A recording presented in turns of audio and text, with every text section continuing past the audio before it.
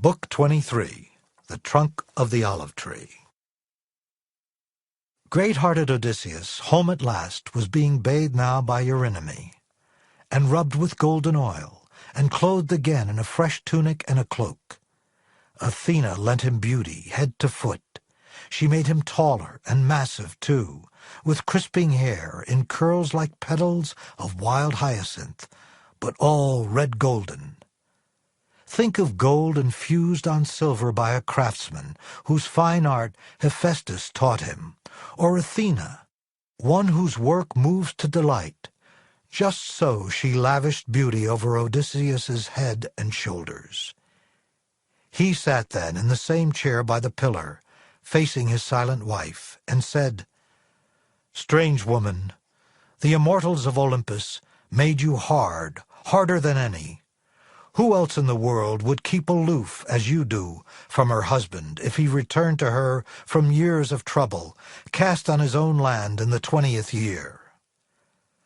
Nurse, make up a bed for me to sleep on. Her heart is iron in her breast." Penelope spoke to Odysseus now. She said, "Strange man, if man you are, this is no pride on my part, nor scorn for you. Not even wonder, merely. I know so well how he appeared boarding the ship for Troy. But all the same, make up his bed for him, Euryclea. Place it outside the bedchamber my lord built with his own hands. Pile the big bed with fleeces, rugs, and sheets of purest linen." With this she tried him to the breaking point. And he turned on her in a flash, raging, "Woman, by heaven you've stung me now! Who dared to move my bed? No builder had the skill for that, unless a god came down to turn the trick. No mortal in his best days could budge it with a crowbar. There is our pact and pledge, our secret sign, built into that bed, my handiwork and no one else's. An old trunk of olive grew like a pillar on the building plot, and I laid out our bedroom round that tree, lined up the stone walls, built the walls and roof, gave it a doorway and smooth-fitting doors. Then I lopped off the silvery leaves and branches, hewed and shaped that stump from the roots up into a bedpost, drilled it, let it serve as model for the rest. I planed them all, inlaid them all with silver, gold, and ivory, and stretched the bed between, a pliant web of oxhide thongs dyed crimson. There's our sign.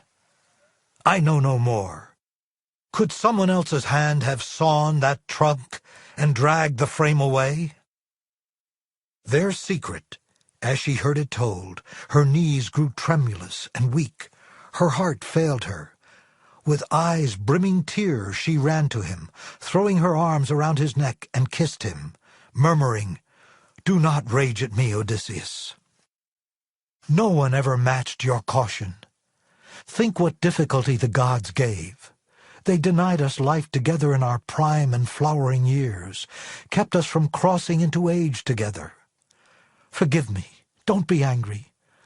I could not welcome you with love on sight. I armed long ago against the frauds of men, impostors who might come, and all those many whose underhanded ways bring evil on. Helen of Argos, daughter of Zeus and Leda, would she have joined the stranger, lain with him, if she had known her destiny? Known the Achaeans in arms would bring her back to her own country? Surely a goddess moved her to adultery, her blood unchilled by war and evil coming, the years, the desolation. Ours too. But here and now, what sign could be so clear as this of our own bed? No other man has ever laid eyes on it, only my own slave, Actorus, that my father sent with me as a gift. She kept our door. You make my stiff heart know that I am yours." Now from his breast into his eyes the ache of longing mounted, and he wept at last, his dear wife, clear and faithful in his arms. longed for as the sun-warmed earth is longed for by a swimmer spent in rough water, where his ship went down under Poseidon's blows, gale winds, and tons of sea. Few men can keep alive through a big surf, to crawl, clotted with brine, on kindly beaches in joy, knowing the abyss behind.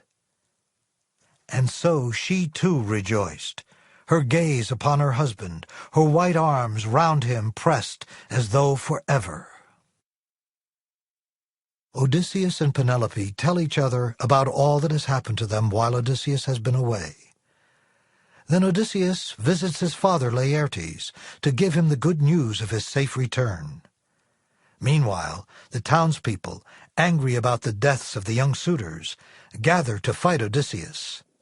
In the end, Athena steps in and makes peace among them all.